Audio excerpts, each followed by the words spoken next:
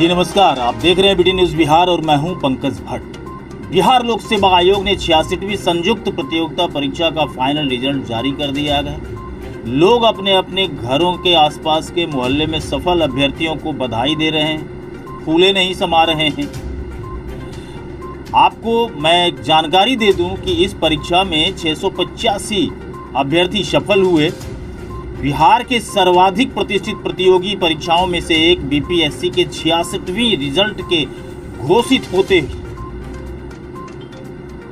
अरवल, मुजफ्फरपुर और वैशाली जिलों में खुशियों की लहर दौड़ गई। वहीं बिहार के बेगूसराय में भी सफल अभ्यर्थियों के घर बधाई देने वालों का तांता लगा हुआ है। और ये इस बात का सबूत है जो चीख चीख करके उन भ्रष्टाचारियों से कह रहा है कि लगा लो जितना जोर लगाना है भ्रष्टाचार का, सफल होकर के हम दिखाएंगे। और गाड़ दिया है भ्रष्टाचार के कलेजे पर परिश्रम का झंडा, जो ये कह रहा है कि चाहे जितना जोर लगा लो, हम परिश्रमी हैं, हमारी सफलता को आप नहीं रोक सकते। कुछ ऐसा ही मिसाल बेगूसराय के दियारा क्षेत्र से निकल करके आया है, जहां एक एडवोकेट अभिमन्यु कुमार सिंह के पुत्री, एक लौती पुत्री, जी हां, सिंपी कुमारी ने 123वां रैंक ला करके बताया जा रहा है कि प्रखंड विकास पदाधिकारी के पद पर उनका चयन अंतिम रूप से कर लिया गया है। हम उनके घर पहुंचे और उनके माता पिता और उस स्कूल से भी, स्कूल में भी गए जिस स्कूल में उनकी प्रारंभिक शिक्षा हुई थी। और उसी स्कूल के शिक्षकों से जब हमारी बात हुई तो वो फूला नहीं समा रहे थे। वो सोच नहीं पा रहे थे कि दियारा से कोई चिराग उठेगा और इस विद्यालय का वो छात्र होगा जिस विद्यालय के चारों तरफ वो लोग रह रहे हैं जिन्हें शिक्षा से दूर दूर तक का वास्ता नहीं। और अगर किसी ने वास्ता रखा भी है, वो उतने गंभीर नहीं हुए जितना गंभीर एक वकील का परिवार दिखा, जिसने बताया कि शिक्षा अमूल्य रत्न होता है, उसे पहचानने की आवश्यकता है और समाज में एक बेहतरीन मैसेज देने का काम किया। मैं बताऊं कि सिंपी के पिताजी एक वकील हैं, उनकी माताजी शिक्षिका हैं, उनके बड़े भाई वन विभाग में दारोगा के पद पर बहाल हैं और छोटे भाई एयरफोर्स में हैं। बेटी सिंपी जो रेलवे में जॉब कर रही थी, टेक्नीशियन के पद पे कार्यरत है, उसने बीपीएससी की 66वीं प्रतियोगिता परीक्षा में सफलता अर्जित की और 123वां रैंक हासिल किया है।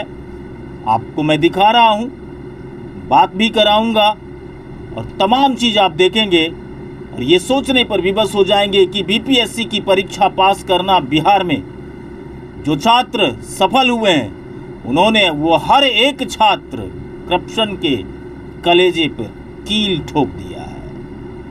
क्योंकि बीपीएससी की परीक्षा चाहे किसी की सरकार हो, सरकार से भी लड़ना पड़ता है और सरकार को पटकनी देने के बाद यह सफलता प्राप्त होती है।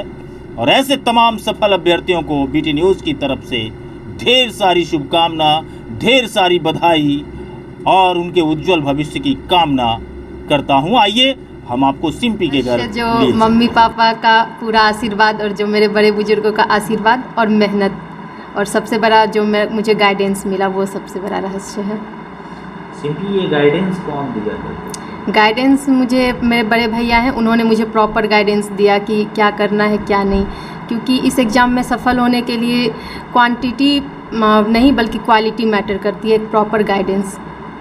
जी, किसी भी स्टूडेंट को इस परीक्षा की तैयारी कैसे करनी चाहिए? इस परीक्षा में 3 चरण होते हैं। प्री होता है, तो प्री में सबसे पहले उनको ज़्यादा से ज़्यादा क्वेश्चन प्रैक्टिस करना चाहिए। जैसे हिस्ट्री का क्वेश्चन घटना चक्र से प्रैक्टिस करना चाहिए। उसके बाद साइंस का क्वेश्चन हो गया, जिसमें बायो का ज़्यादा ध्यान देना चाहिए। करेंट अफेयर्स जो भी चल रहा है वो सभी, और उसके अलावा ज्योग्राफी, पॉलिटी, इन सब पे ध्यान देना चाहिए। और बेसिक बुक एनसीईआरटी वगैरह कवर करना चाहिए। उसके बाद दूसरा स्टेज है मेंस का। तो मेंस में आंसर राइटिंग मैटर करता है कि जितना ज़्यादा से ज़्यादा आप आंसर राइटिंग कर सको वो मैटर करता है। और फिर तीसरा चरण इंटरव्यू है। तो इंटरव्यू आपका व्यक्तित्व का परीक्षण होता है, जिसमें आपको शुरू से जो आपका बिहेवियर है, जो भी है, वो वहाँ पे रिफ्लेक्ट होता है। और बस यही था। लोग कहते हैं कि जो एनसीईआरटी बोर्ड से जो भी पढ़ाई करते हैं उनको आसान होता है। आपकी पढ़ाई किस बोर्ड से? बुक से। हाँ, किस बोर्ड के स्टूडेंट रहे? मैं बिहार बोर्ड से। बिहार जी, और हिंदी मीडियम माध्यम था मेरा। तो यहाँ पे तो एनसीईआरटी बोर्ड वाले को भी आप पीछे छोड़ दिए। कह सकते हैं, ऐसा कुछ नहीं, बस डिपेंड करता है स्टूडेंट पढ़ते कैसे हैं। सारे बोर्ड से सिलेक्शन होता है। और ये ज़रूर बोलना चाहूँगी कि स्टूडेंट के मन में एक भ्रम होता है कि हिंदी मीडियम वालों का सिलेक्शन नहीं होता, जबकि मेरा सिलेक्शन हुआ हिंदी माध्यम और 123 रैंक। और जबकि मेरी पूरी पढ़ाई बिहार बोर्ड से हुई थी। 10th की भी पढ़ाई यहीं गाँव के स्कूल से, 12th की भी PDS के कॉलेज सदानंदपुर से हुई थी। पापा क्या करते हैं? पापा अधिवक्ता हैं, व्यवहार न्यायालय में एडवोकेट, और मम्मी शिक्षिका हैं। जी, हम तो बहुत खुश हैं जो बेटी हमारे नाम को आगे बढ़ाई है। आपके ही नाम को नहीं बल्कि दियारा के सर को खड़ा कर दिया है। दियारा हो, प्रखंड पंचायत, सबके नामों को बढ़ाई, इससे हम बड़ी खुश हैं जो सबको ऐसी बेटी हो। जिस दियारे में असलहे का कारोबार खुलेआम होता था, वहाँ से कलमों का कारोबार शुरू हो रहा है। इसके लिए तो आप भी बधाई के पात्र हैं। हम आपसे ये जानना चाहते हैं कि किस तरीके से बच्चों को प्रमोट करना चाहिए। बच्चे का मनोबल हर वक्त ऊंचा रखना चाहिए। जो ही कर रहा है जिस लायक है, लेकिन बच्चे को कभी मनोबल तोड़ना नहीं चाहिए, आगे बढ़ते हुए रहेंगे। आप तो पेशे से वकील? जी, हम तो। कहाँ पर आपकी वकील? व्यवहार न्यायालय बलिया में। व्यवहार न्यायालय बलिया। सर, इतना बताएं कि जिस क्षेत्र से आप आते हैं उस क्षेत्र में लोग काफ़ी नाक भौं सिकोड़ते हैं विकास के बात को लेकर के, व्यवहार की बात को लेकर के। लेकिन इस बीच में शिम्पी ने जो कमाल किया, सारे आरोपों को झुठला दिया। कैसे ये सफलता प्राप्त की है शिम्पी? इसके पास शुरू से ही देख रहे थे बच्चे को, पहले से जुनून था इसको, जो हम मंजिल हासिल करेंगे और हम उसमें थोड़ा सा इसको सहयोग करते, जो हमसे चला बना इसको सहयोग करते रहे। ये स्वयं अपने मैंने जुनून पढ़ने की वो जो अथी थी, उसमें इसको पूरा जुनून था, जो पापा मैं इस मंजिल को पाना चाहती हूँ, ये पा लिया।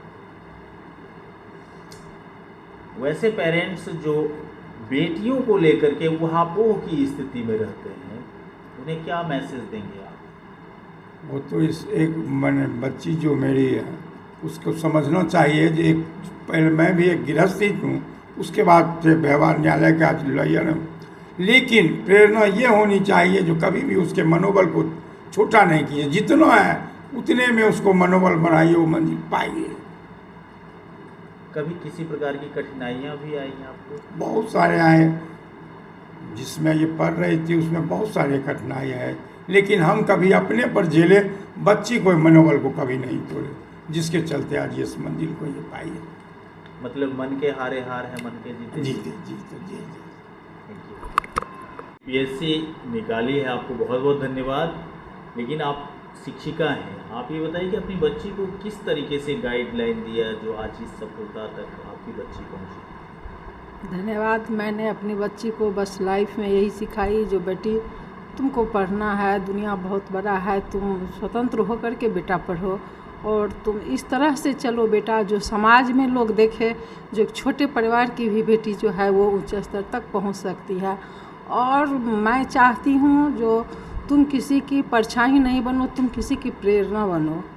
और इस चीज़ को लेकर के मैं एक साधारण सी मैं शिक्षिका हूँ, मध्य विद्यालय मंसेरपुर में मैं कार्यरत हूँ और मैं चाहूँगी जो मेरी बेटी की ऐसी हर घर में बेटियाँ हों, ईश्वर हर घर में ऐसी बेटियाँ को दे। मैम, आपके साथ वर्क करने वाली उनकी बच्ची सफल हुई, क्या कहना चाहेंगे? बहुत ही बड़ी बात है कि इतनी कम उम्र में इस मुकाम तक पहुंची, जॉब करते हुए, और इसी विद्यालय की छात्रा थी। इससे बढ़ के क्या, लेकिन हाँ, यही शुभकामना है कि वो और आगे बढ़े और अपना नाम रोशन करे। कैसा लग रहा है? आप लोग शिक्षक हैं, आपके बच्चे इतने सफल हुए हैं। बीपीएससी आज के समय में निकालना, करप्शन से लड़ना और नीतीश कुमार से भी लड़ना होता है। बहुत खुशी की बात है जो कि हमारे विद्यालय की छात्रा रही है। इसमें जो बहुत सारे खुशियाँ देखी और देखिए आगे बढ़े। आपकी शुभकामना है। हाँ, शुभकामना कि आप लोग मेरे विद्यालय है और हम लोगों से जो है छात्रा के बारे में पूछे। सबसे बड़ी बात है कि कम उम्र में जो है बीपीएससी निकालना और एक बार में निकालना, ये सबसे बड़ी उपलब्धि छात्रा की है और इनका मेहनत इनको जो है यहाँ तक पहुँचाया है। और बाकी जो है बड़ों का आशीर्वाद। और बड़ी खुशी की बात है कि जो है हम तो अभी 2 महीने 4 महीने ज्वाइन किए, लेकिन बहुत हमको खुशी लग रही है कि ये जो है कम उम्र में बच्ची जो है जो यहाँ तक पहुँची। आपका कैसा महसूस हो रहा है? ये तो आपके विद्यालय की छात्रा रही है। ये तो इतने गर्व की बात है कि हमारे विद्यालय परिवार की छात्रा है और सबसे बड़ी उपलब्धि है कि इस विद्यालय से प्रारंभिक शिक्षा प्राप्त की और यह तो इसका पड़ाव है। अंतिम हम चाहेंगे कि यह IAS बन के हमारे समाज के, हमारे गांव का, देश का भी नाम रोशन करे।